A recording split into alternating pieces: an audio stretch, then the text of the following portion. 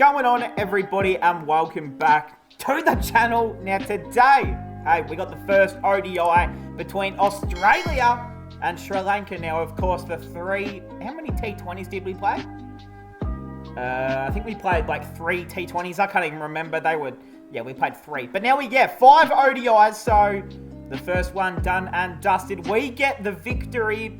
As you can see here, there was a bit of DLS involved, of course, the rain. A bit of rain came down. And if you can hear a bit of rain in the background of this video, just know that I might be sitting in the middle of a hurricane right now. I'm unsure, but it's very windy and it is literally raining like so heavy right now. So if you hear any certain activity, just ignore it because we've got a game to review here. Hey, a big night for cricket last night. There was 3 matches finishing last night.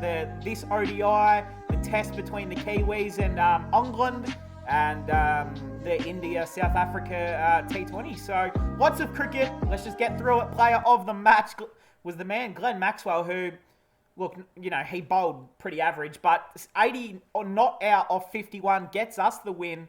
And remained out there. And this is what we want to see from Glenn Maxwell. This is what we know we can see from Glenn Maxwell. And this just sums up how important he is to the Australian system.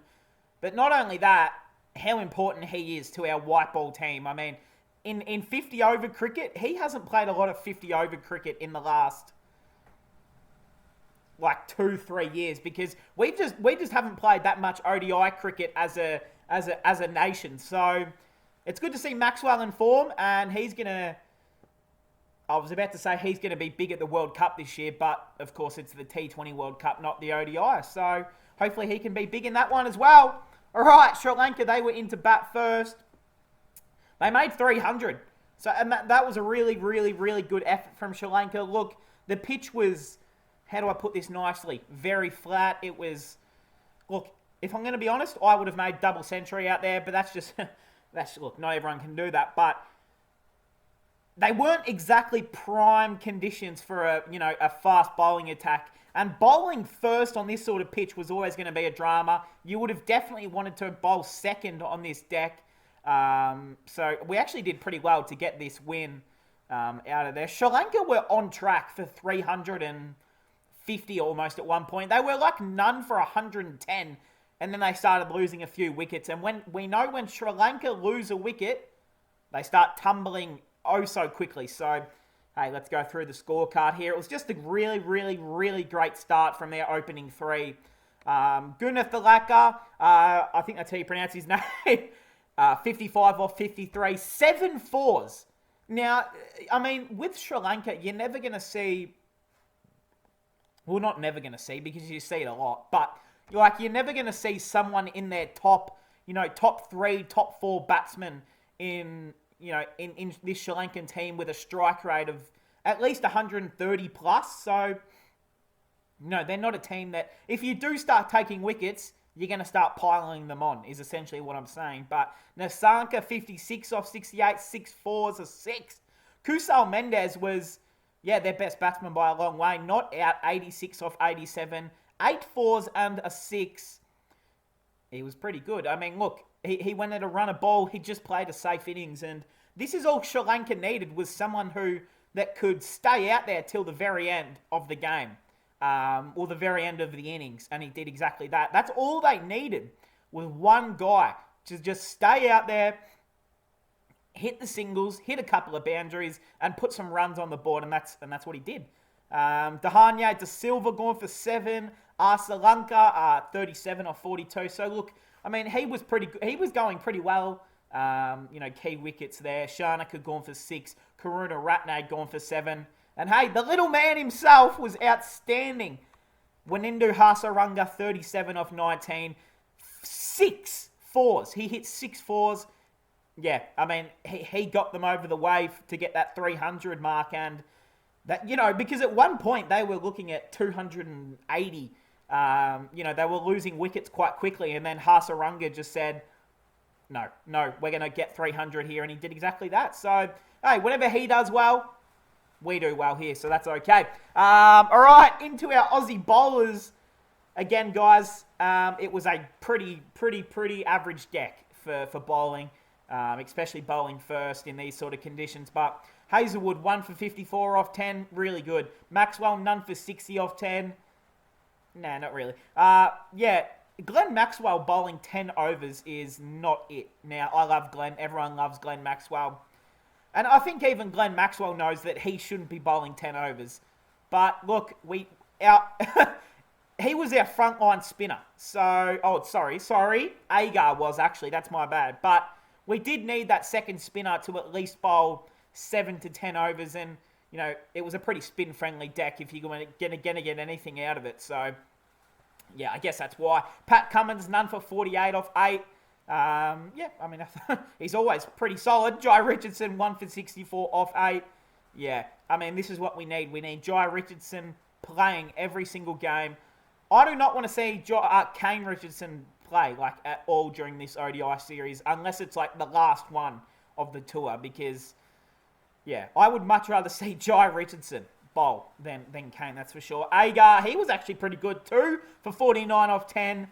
And these are the sort of conditions that can actually help Agar out. It's slow. It's just, if anything, it's somewhat spin friendly. So, you know, it's not like the ball was completely skidding on it. It wasn't, you know, going into his favour, but he always bowls consistent line and length for someone who doesn't spin the ball a whole lot. He just puts it in them right areas, like a Jadeja, essentially. That's who he reminds me of when he bowls. Stoinis, none for 3 off 1. And Labuschagne took his first ODI wicket, 2 for 19 off 3. Hey, those are some ripping figures right there. But hey, Aussies, we came into bat. A total of 301 to get the win. We started, well, I was about to say we started well, but David Warner going out for a duck is never ideal. But look, the rain did play a little bit of a part. We lost about 6 overs of gameplay, so look, it doesn't matter, to be honest, because we were going to win. I mean, if we didn't win, then I would have never watched this Australian team again, ever. Like, to be honest, these are the games that we have to win on a pitch that is definitely there to make runs on and to chase us a total of 300, which was probably par on this sort of deck. So, you know, a really good chase from our lads. As we said, Warner gone for a duck. Finch, 44 or 41, 5 fours and a 6.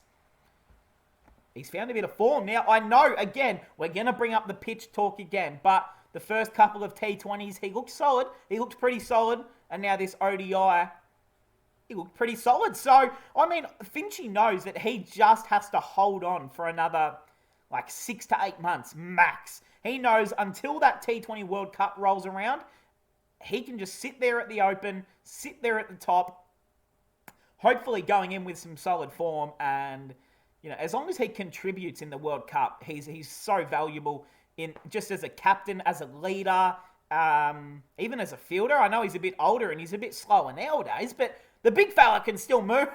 So, yeah, he is an important part to this team.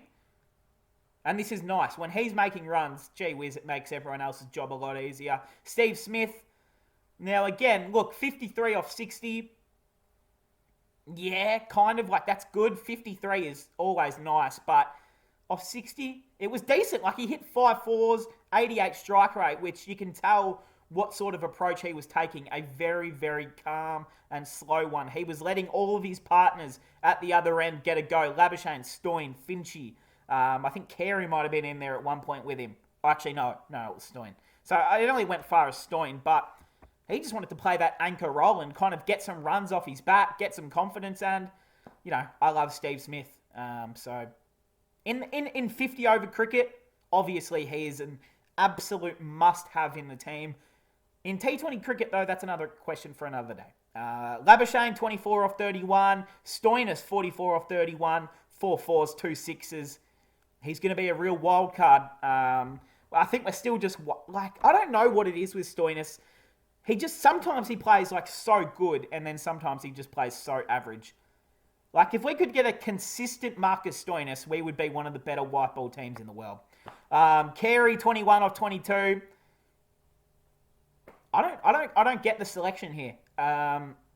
This might be an unpopular opinion, but I don't really care, to be honest. I love Alex Carey. He is our test wicketkeeper. He's our future wicketkeeper for test cricket. No argue with that at all. But in white ball cricket, is he our best batsman? Like, option? I would rather see Inglis play. I would rather... Like, that's the number one option. I'd rather see Inglis play, obviously. I would... A billion, cajillion percent would rather see Matty Wade play. Now, I think Matthew Wade might be resting, so, we'll give him a little break there. Mate, I'd even rather see Josh Philippe on the tour. I'd rather see, I don't know, who's another young keeper? Well, we do have a couple of young wicketkeeper batsmen in Australia at the moment who are developing. So, look, I just don't, you know what? That is actually an unfair call because Alex Carey's best format is probably ODI cricket. Would I be right in saying that? Yeah, by a long way. He's definitely by far a better ODI cricketer than he is anything else. But I don't know. I don't know what it is. When he's out there batting, I just don't get filled with any sort of hope, excitement, anything. I always just assume he will go out there, he will score 20, 25, 30 off about 31 balls, and then he'll go out. And it's you put on 30 runs, that's cool, but you didn't really do anything. So, yeah, that's just my take. I think this is a good opportunity. It could have been to try new players. You're seeing Team India at the moment, they're trying 100 different new players, but we don't try anything. It annoys me. Maxwell, as we said, he was man of the match. He was outstanding. We already spoke about him. That's what you get from the big man. Pat Cummins gone for a duck. Agar 3. Richardson hit the winning run. Not out. Off 1. But hey, that will finish it off through the Sri Lankan bowlers. Hasaranga took 4 for 58. Shanaka took 1 for 27 off 4. And Thikshana 1 for 51 off 8. So, look, they do have a pretty solid bowling attack here. And there is 4 ODIs, so you would think Sri Lanka win at least one of them. So, hey, I guess that's going to cap it off. When is the next ODI? Probably in a day or two.